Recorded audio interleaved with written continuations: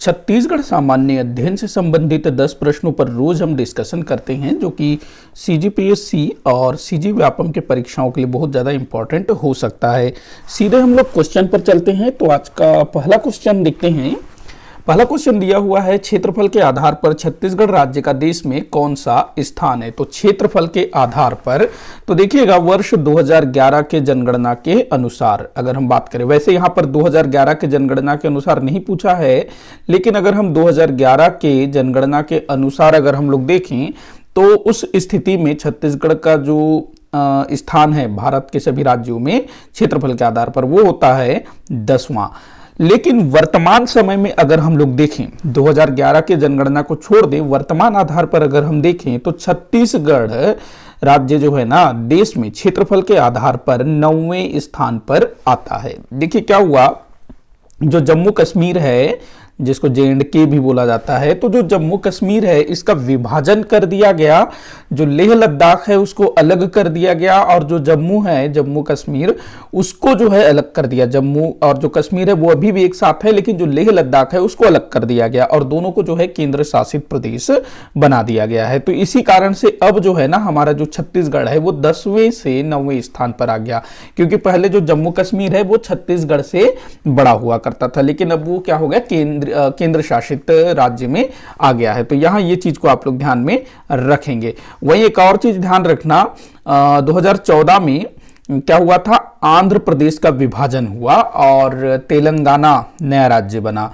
तो जो तेलंगाना है वो छत्तीसगढ़ से छोटा है क्षेत्रफल की दृष्टि से, लेकिन जो आंध्र प्रदेश है वो छत्तीसगढ़ से बड़ा है। तो छत्तीसगढ़ से बड़े राज्यों की संख्या अगर पूछा जाता है तो वो है 8। कौन कौन सी हैं ये बड़े राज्य, तो भाई मध्य प्रदेश है, राजस्थान है, महाराष्ट्र है, उत्तर प्रदेश है, उड़ीसा है, इसके बाद कौन कौन से होंगे, शायद कर्नाटक और तमिलनाडु भी होंगे शायद। आप मुझे बताइएगा, बाकी जितने थे मैंने बता दिए, 5 या 6 बता दिए, बाकी आप मुझे कमेंट बॉक्स में बताइएगा। ये चीज आप लोगों को ध्यान में रखना है। वही छत्तीसगढ़ के पड़ोसी राज्य, कौन कौन से राज्य छत्तीसगढ़ से बड़े हैं और कौन कौन से राज्य छत्तीसगढ़ से छोटे हैं, ये भी आप लोगों को ध्यान में रखना होगा। मैं अगले आने वाले किसी वीडियो में इसको जरूर डिस्कस करूंगा अच्छे से। तो छत्तीसगढ़ जो है क्षेत्रफल के आधार पर फिलहाल 9वें स्थान पर है। 2011 के अनुसार पूछेगा तो 10वां ही आपको लेना होगा। अगला क्वेश्चन देखते हैं, कर्क रेखा गुजरती है। तो भाई कर्क रेखा कहां से गुजरती है छत्तीसगढ़ से, तो छत्तीसगढ़ के उत्तरी क्षेत्र से गुजरती है। हमारा छत्तीसगढ़ ऐसा है ना, तो ये जो ऊपर वाला जो भाग है सरगुजा संभाग, वहां से गुजरती है कर्क रेखा। 3 जिलों से होकर के गुजरती है, नाम याद रखना है। एक तो कोरिया, सबसे पहले कोरिया, उसके बाद सूरजपुर, मैं खाली सूरज लिख रहा हूं, उसके बाद बलरामपुर। तो इन 3 जिलों से, बलाराम नहीं बलराम, तो कोरिया, सूरजपुर और बलरामपुर से कर्क रेखा गुजरती है, तो छत्तीसगढ़ के उत्तरी क्षेत्र से। अगला क्वेश्चन दिया हुआ है, रतनपुर और रायपुर को किसने संयुक्त किया। देखो ये क्वेश्चन थोड़ा अलग टाइप का है, लेकिन है बड़ा आसान अगर आप इसको समझें तो क्या बोल रहा है कि रतनपुर और रायपुर को किसने संयुक्त किया।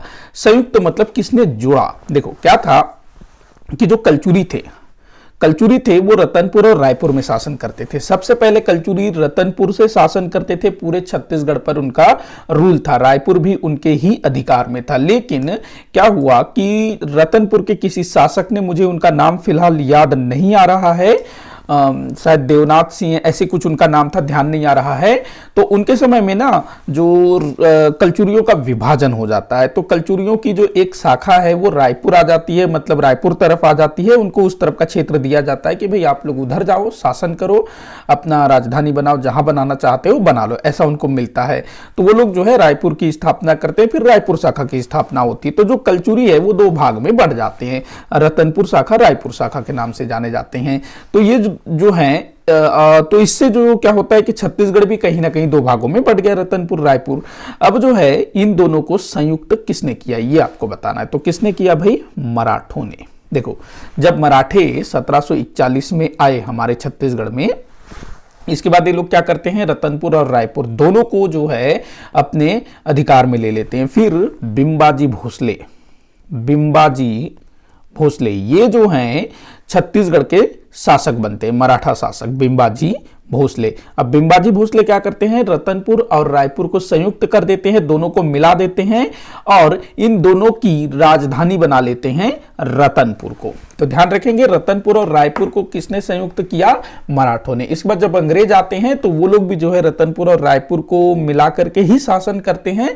वो लोग जो है राजधानी को रतनपुर से रायपुर स्थानांतरित करते हैं। ध्यान रखना, जो मराठे थे उन्होंने राजधानी रतनपुर को बनाया, रायपुर रतनपुर सबकी राजधानी रतनपुर हुआ करती थी, लेकिन अंग्रेजों ने क्या किया, राजधानी रायपुर ले आए। तो ध्यान रखना, इस तरह का क्वेश्चन पूछा जा सकता है। अगला क्वेश्चन देखते हैं, कौन मूलतः प्रेम गाथा है। तो कौन इनमें से मूलतः प्रेम गाथा है, तो भाई ये जो चंदैनी है, जिसको लोरिक चंदा के नाम से भी जाना जाता है ना, लोरिक चंदा, तो यही जो है मूलतः प्रेम गाथा है, लोरिक चंदा। ध्यान रखेंगे। परघैनी की अगर हम बात करें तो ये विवाह गीत है, जब बारात का स्वागत किया जाता है उस टाइम पर गाया जाता है। सुआ तो भाई सबको पता है, तरी हरी नाना रे मोर सुआना, ये वाला जो गाना, ये तो प्रेम गीत नहीं है, पर्व गीत है, संस्कार गीत, हाँ पर्व गीत बोलेंगे। पंथी, ये भी पर्व गीत है, हमारे जो सतनामी बंधु हैं उनके द्वारा गाया जाता है। पंथी नृत्य है। तो यहाँ लोरिक चंदा या फिर चंदैनी, ये जो है प्रेम गाथा है मूलतः। ऐसे भी क्वेश्चन बनते हैं। अगला क्वेश्चन दिया हुआ है, निम्न में से किसके बचपन का नाम, निम्न में से किनके बचपन का नाम तुलेंद्र था। तो ये क्वेश्चन ना इंपॉर्टेंट हो सकता है। क्यों इंपॉर्टेंट हो सकता है, क्योंकि तुलेंद्र जो है ना स्वामी आत्मानंद जी के बचपन का नाम था, और स्वामी आत्मानंद जी आजकल काफी ट्रेंड में चल रहे थे। इनके नाम से मतलब स्कूल जो शुरू किया गया है ना, अंग्रेजी माध्यम school, Swami Atmanand English medium school, तो इनके ही बचपन का नाम था तुलेंद्र। संत गहिरा गुरु के बचपन का नाम रामेश्वर था, मैंने पीछे किसी वीडियो में डिस्कस किया था। तो स्वामी आत्मानंद, जिन्होंने नारायणपुर में स्वामी विवेकानंद आश्रम स्थापित किया है ना, विवेकानंद आश्रम की स्थापना की है नारायणपुर में, रायपुर में भी इन्होंने विवेकानंद आश्रम की स्थापना की थी। अच्छा, ये जो तुलेंद्र है ना, मतलब आत्मानंद, जब ये छोटे थे ना तो इनके पिता जो थे वो गांधीवादी थे, और गांधी जी के आश्रम में, जो वर्धा महाराष्ट्र में है ना वर्धा, तो वहां पर जाके रहा करते थे तुलेंद्र अपने पिता के साथ। तो वहां पर गांधी जी के संपर्क में भी ये थे, मतलब गांधी जी का सानिध्य इनको मिला था। और एक फेमस फोटो है जिसमें एक बच्चा गांधी जी की छड़ी लेकर के भाग रहा है, तो कहा जाता है कि वो जो बच्चा है वो यही तुलेंद्र थे। तो ध्यान रखना, स्वामी आत्मानंद जी के बचपन का नाम था तुलेंद्र। अगला क्वेश्चन देखते हैं, छत्तीसगढ़ राज्य में निवास करने वाली जनजातियों की संख्या है। तो ये क्वेश्चन काफी बार रिपीट हुआ है। तो हमारे छत्तीसगढ़ में टोटल 42 मतलब 42 जनजातियां निवास करती है। अगला क्वेश्चन देखते हैं, कौन सा विद्रोह साल वृक्षों की कटाई के विरोध स्वरूप हुआ था। तो साल वृक्षों के कटाई के विरोध स्वरूप कौन सा विद्रोह हुआ था, तो ये हुआ था कोई विद्रोह। कब हुआ था भाई कोई विद्रोह, 1859 में हुआ था। नेतृत्व करने वाले कौन थे, नांगुल दोरला। नांगुल दोरला, दोरला कभी कभी ऐसा भी लिख देता है, मैंने कुछ जगहों पे देखा है, ये नांगुल दोरला। तो नांगुल दोरला इन्होंने जो है इसका नेतृत्व किया था, और इस विद्रोह का जो मुख्य कारण था, जो ये लोग विरोध कर रहे थे, वो था साल वृक्षों की कटाई। देखो क्या हुआ कि 1854 में जो बस्तर है वो अंग्रेजों के अधिकार में चला गया, और इसके बाद जो अंग्रेज हैं भाई बस्तर को लूटना शुरू कर देते हैं। यहां पर जो है जो चूंकि बस्तर जो है ना वन संपदा से परिपूर्ण है, वहां पर साल, सागौन, काफी तरह के वृक्ष पाए जाते हैं, विशेष करके साल के जंगल काफी हैं बस्तर में, इसीलिए तो बस्तर को साल वनों का द्वीप कहा जाता है ना। तो यहां से जो है ना लकड़ी कटाई का काम जो है अंधाधुंध शुरू हो जाता है। अब भाई जो जंगल है, लकड़ी है, वही तो जनजातियों का मतलब सब कुछ है, वहीं से सब कुछ मिलता है। तो जनजातियों ने, आदिवासियों ने इस चीज का विरोध किया और नांगुल दोरला के नेतृत्व में विद्रोह कर दिया अंग्रेजों के खिलाफ, और जो भी लकड़ी काटने का काम करने वाले ठेकेदार थे उनके खिलाफ। तो ये साल वृक्ष की कटाई के विरोध स्वरूप हुआ था। ये जो लिंगागिरी विद्रोह है, इसको बस्तर का महान मुक्ति संग्राम कहा जाता है। इसको भी आप लोग याद रखना, 1856 में हुआ था। बस्तर को ब्रिटिश ईस्ट इंडिया कंपनी के क्षेत्र में जब सम्मिलित किया गया, विलय किया गया, उसके विरोध स्वरूप यह हुआ था। परलकोट विद्रोह 1825 में हुआ था।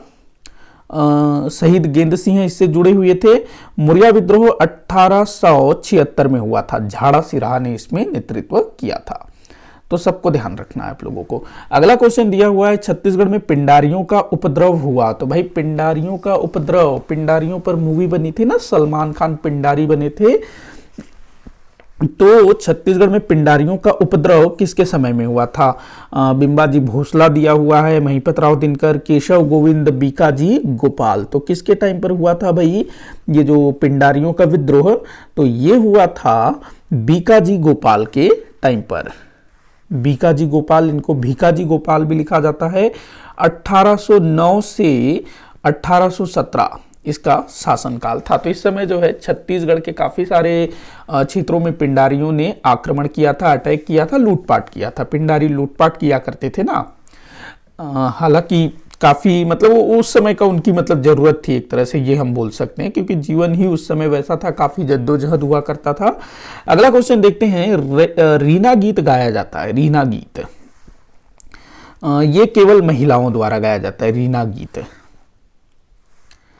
अगला क्वेश्चन दिया हुआ है, कौन सा पर्व अविवाहित लड़कियों द्वारा मनाया जाता है? तो भाई अविवाहित लड़कियों द्वारा मनाया जाने वाला पर्व है, देखो हरितालिका तीज की अगर हम बात करें तो इसको सुहाग का पर्व कहा जाता है ना, छत्तीसगढ़ में सुहाग का पर्व कहा जाता है हरितालिका तीज को। तो ये तो भाई जो विवाहित स्त्रियां हैं मुख्यतः उनके द्वारा मनाया जाता है। हालांकि जो अविवाहित लड़कियां होती हैं, कुंवारी लड़कियां, वह भी इस व्रत को करती है, लेकिन मुख्यतः ये विवाहित स्त्रियों द्वारा मनाया जाता है। हल षष्ठी ये तो भाई जो माताएं होती हैं उनके द्वारा मनाया जाता है। भोजली ये तो मित्रता का प्रतीक है, इसको कोई भी मना सकता है। अरवा तीज ये जो है कुंवारी लड़कियों द्वारा मनाया जाता है। अरवा तीज ये बैसाख मास में मनाया जाता है।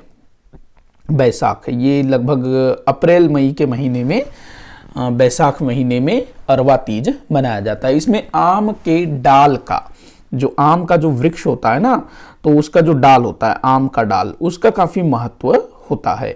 और ये एक तरह का ना विवाह के प्रतीक टाइप का एक पर्व होता है। इसमें मतलब ये होता है कि जो अविवाहित लड़कियां होती है ना, वो सुयोग्य वर प्राप्त करने के लिए इस पर्व को मनाती हैं, जिसको अरवा तीज कहा जाता है। बैसाख मास, ध्यान रखना, बैसाख मास। और ये जो तीज है हरितालिका तीज, ये कब मनाया जाता है? हल षष्ठी कब मनाया जाता है? आप मुझे नीचे कमेंट बॉक्स में बताएंगे। अच्छा क्वेश्चन तो खत्म हो गया ना, सॉरी। तो आज का जो वीडियो है यहीं पर समाप्त होता है। आप मुझे कमेंट करके बताइएगा कि आपसे कितने क्वेश्चन सॉल्व हुए। किसी भी क्वेश्चन में कोई भी डाउट हो तो जरूर बताइएगा। वीडियो को जितना हो सके उतना आप शेयर कर दीजिएगा, लाइक करिएगा, चैनल को सब्सक्राइब करिएगा। वीडियो को आखिर तक देखने के लिए बहुत बहुत धन्यवाद।